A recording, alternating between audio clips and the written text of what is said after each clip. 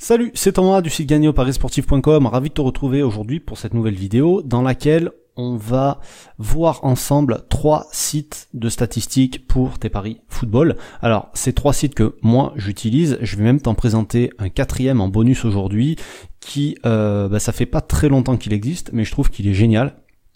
Donc c'est pour ça que je voulais te le présenter. Alors j'aurais pu le présenter tout seul, ça fera peut-être l'occasion d'une nouvelle vidéo, mais voilà, là il se trouve que il est dans celle-ci.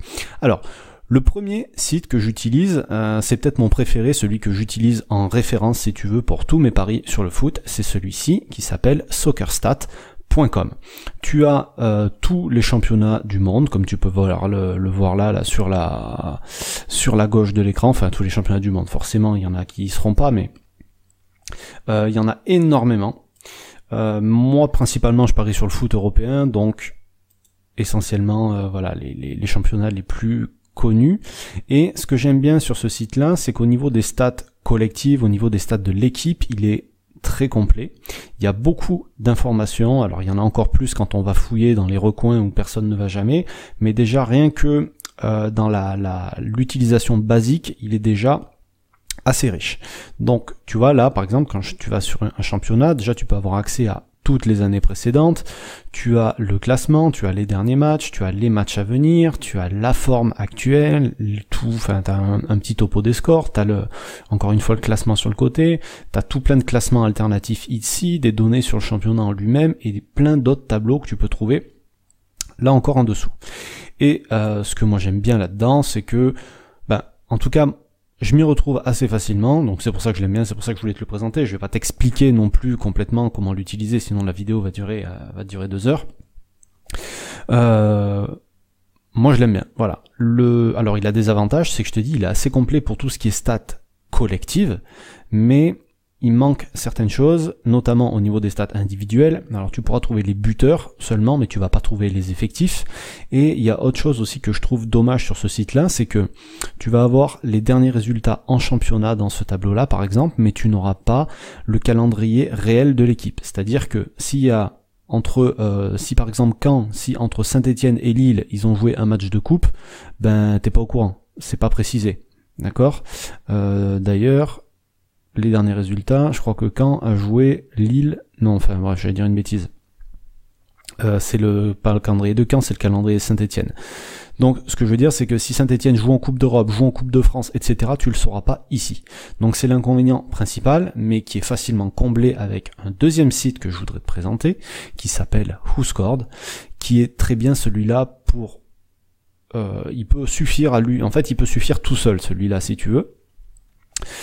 Sauf qu'il y a des choses qu'il va falloir aller fouiller dans beaucoup plus d'endroits, et c'est ce que je trouve un petit peu compliqué, mais là où il est bien celui-ci, c'est que quand tu vas avoir ici les avant-matchs de disponibles, tu vois là par exemple sur les prochains matchs ça ne l'est pas encore, c'est que tu vas avoir la compo probable. C'est jamais la compo définitive, parce que la compo définitive tu ne l'auras que 1 heure avant le match, mais en tout cas tu vas avoir tous les blessés, tous les suspendus dans chaque équipe. Et ce qu'il y a de pas mal, c'est que là, tu as un petit topo des meilleurs joueurs.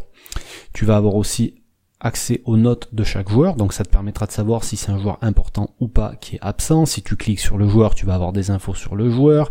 Si tu cliques sur les équipes, tu vas avoir des infos sur les équipes.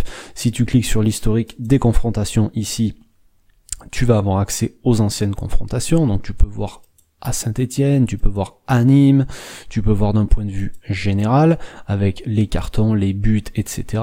Alors, bien sûr, tu as le classement du championnat, et tu as le calendrier. Et ça, je trouve que c'est super important, parce que, alors là, évidemment, les 2 équipes que j'ai choisies ne jouent que en championnat, mais sinon, tu peux avoir aussi la Coupe d'Europe, tu vois, donc là, tu as le prochain match, ça pourrait être de la Coupe d'Europe, ça pourrait être de la Coupe de la Ligue, peu importe, et avec les dates, ça te permet de savoir s'ils rejouent par exemple 2-3 fois dans la semaine ou une seule fois dans la semaine. Donc c'est des infos qui sont importantes et à prendre en compte pour nos pronostics. Ensuite tu vas avoir les caractéristiques de l'équipe au niveau du les forces, les faiblesses et le style de jeu. Quelques prévisions, tu vas avoir quelques statistiques aussi dans cette partie-là. Voilà, c'est assez complet, et après tu peux aller plus loin en allant voir les statistiques détaillées de l'équipe. Donc il y a encore plein de choses que tu peux aller regarder, je te laisserai découvrir tout ça. T'en as aussi au niveau individuel avec les joueurs. au niveau de la défense, de l'attaque, etc. Il y a vraiment beaucoup de choses. Donc celui qui veut creuser, celui qui veut vraiment aller chercher des stats poussées, il va pouvoir avec ce site-là. Et celui-ci aussi a un petit inconvénient, c'est qu'il peut s'avérer très compliqué si vraiment une usine à gaz quand on va chercher loin là-dedans.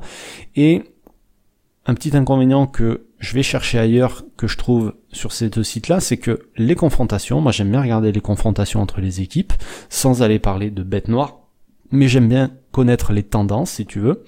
Et ça, je vais le trouver sur Flash Résultats, tout simplement. C'est la seule raison pour laquelle j'utilise ce site. Sinon, je l'utilise pas. C'est vraiment, même pour regarder mes résultats, je vais ailleurs. Mais il y a que pour les confrontations. Alors, ici, il y en a pas beaucoup, puis en plus, ça fait 20 ans que Nîmes n'a pas été en Ligue 1, donc il y a pas vraiment d'intérêt. Mais par exemple, tu prends Arsenal contre Newcastle, quand tu regardes le tête-à-tête, tu t'aperçois qu'il y a un sacré historique entre les deux.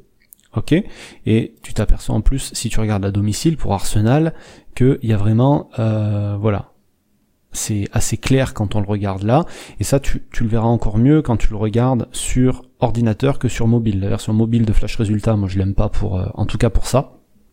Pour regarder les résultats, je t'ai dit, moi je l'utilise pas, mais pour regarder les résultats c'est très bien. D'ailleurs c'est fait pour ça à l'origine, c'est pas fait pour ça non plus. Voilà. Et en plus de ces sites-là, il y a un autre site que je voudrais te montrer. Parce que il y a des gens qui sont un petit peu allergiques à tous ces sites-là, où il y a beaucoup de données, qui sont un petit peu perdus, ils savent pas lire tout ça. Là, c'est pareil, tu vois, si tu rentres dans, par exemple, statistiques des joueurs, il y a plein de tableaux avec tout un tas de données, enfin, tu vois ce que je veux dire, il y a beaucoup de trucs, et il y a des gens, ils sont allergiques à ça, ils aiment pas ça du tout. D'ailleurs, pour ça, j'ai fait, je le glisse au passage, j'en profite, j'ai fait une formation qui s'appelle Statistiques Faciles, dans laquelle justement j'explique comment, parce qu'il y a des méthodologies pour apprendre à lire des tableaux, pour apprendre à s'y retrouver là-dedans, pour apprendre à avoir une approche beaucoup plus facile avec les statistiques, d'accord. Comment, si tu veux, quand tu vas mettre ton nez dans un tableau comme celui-ci, en une fraction de seconde, tu aies compris ce qu'il représente et comment tu peux utiliser les données qu'il y a à l'intérieur dans tes propres paris, pour quel type de paris, etc. En gros, comment tu peux transformer ce que tu vas trouver là en langage simple, en français classique. Et c'est ce que fait le 4e site que je vais te présenter. Donc pourquoi te parler de cette formation s'il y a un site qui le fait? Parce que il ne le fait pas pour tous les championnats, il n'y a pas forcément toutes les infos qui toi t'intéressent qui seront disponibles là-dessus. Ça s'appelle stat1x2.com, et en gros, alors 2-3 jours avant les journées de championnat, tu vas avoir les stats qui arrivent. Par exemple, tu vois, là il y a la Ligue des Champions pour la semaine prochaine, il n'y a rien pour l'instant, il n'y a pas de statistiques. Et donc ils font tous les championnats, Ligue 1, Ligue 2, Liga, Première Ligue, Bundesliga, Serie A et Ligue des Champions. Et donc tu vois là, on était sur le match de Saint-Étienne-Nîmes qui se joue ce soir.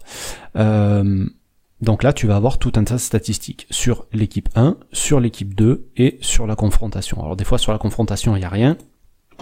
Par exemple, ici sur la confrontation, on a Saint-Étienne est invaincu dans 22 des 23, je vais pas arriver à parler, dans 23 des derniers matchs contre Nîmes en Ligue 1. Ok, puis après tu vas avoir tout plein de choses. Tu as des stats par exemple sur la forme du moment. Donc Saint-Étienne n'a perdu que 5 de ses 13 derniers matchs. Saint-Étienne a marqué au moins un but dans 19 de ses 24 matchs. Cazerie a marqué 12 buts en 27 matchs. Alors ce soir il est absent, peut-être que ça aura une influence. Forcément ça aura un petit peu d'influence. Saint-Étienne a marqué au moins 2 buts dans 6 de ses 9 derniers matchs à domicile, etc., etc. Donc des stats, t'en as plein. Des fois, il y en a même qui sont complètement dingues. Arsenal, Newcastle, je sais pas moi. Arsenal a perdu 2 de ses 25 matchs de Première Ligue à domicile depuis début 2018. Les 2 contre Manchester City. Donc c'est des... Tu aurais pu voir ça, que Arsenal a perdu 2 de ses 25 derniers matchs, mais t'aurais pas forcément vu ça.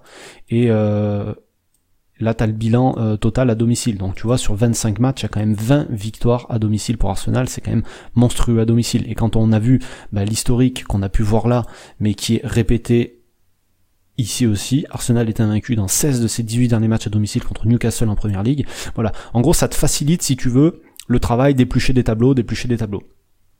Voilà, et t'as des stats sur, surtout t'en as en Espagne, t'en as, je suis encore en Espagne, pardon, mais tu vas en avoir en Italie aussi, et à chaque fois t'as équipe 1, équipe 2, et face à face. Milan est invaincu dans 20 de ses derniers matchs à domicile contre Udinese en Serie A, par exemple. Voilà. Donc ça te permet d'avoir plein d'infos supplémentaires sur tes paris sportifs, et ça me semblait important de te le présenter parce que je trouve que c'est un site qui est sympa. N'hésite pas à partager la vidéo, n'hésite pas à partager les différents sites. En description, je te mettrai bien sûr les liens vers tous ces sites-là, et je te mettrai aussi le lien vers la formation sur les statistiques pour ceux que ça peut intéresser, parce que évidemment tout ça, ça fait pas tout. Et comme je l'explique dans cette formation, les bookmakers parlent avec des chiffres, avec des stats, d'accord, parce que les cotes sont élaborés à partir de statistiques, et donc un parieur, forcément, s'il veut arriver à battre les bookmakers, il faut qu'il maîtrise un minimum le même langage, donc maîtriser le langage des statistiques. Voilà. Donc, tu vois que ma commande rue du commerce vient d'être expédiée. Donc je te laisse là-dessus, et je te retrouve donc tous les midis par mail aussi pour un nouveau conseil en paris sportif. Je te dis à bientôt, ciao.